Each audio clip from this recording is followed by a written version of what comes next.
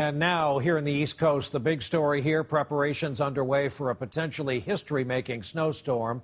Along the eastern seaboard, on up to New England, it's happening the way the worst of them happen.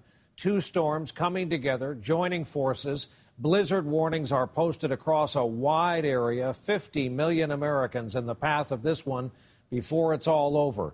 We have two reports tonight. Ron Mott in Waltham, Mass. Weather Channel meteorologist Jim Cantori is in Boston. And Ron, first to you. Good evening.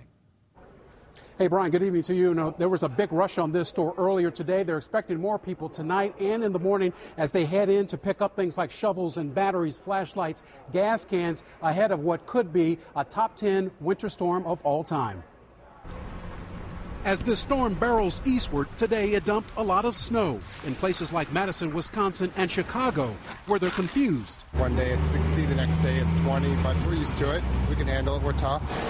But it's the folks in the Northeast whose mettle is about to be severely tested for the first time in years after an unusually mild and dry winter last season. Palms getting a little sweaty. The excitement starts to build. From Hartford to Boston and elsewhere. If you get a thunder snowstorm, you could end up with 27 inches of snow. Forecasters are sounding the alarm about what could be an historic storm.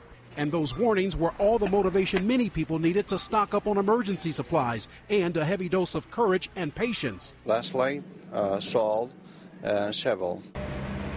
In hard-hit Brick Township, New Jersey, still recovering from Superstorm Sandy, nerves are frayed as they prepare again for storm surge. Oh, I'm just really scared, terrified.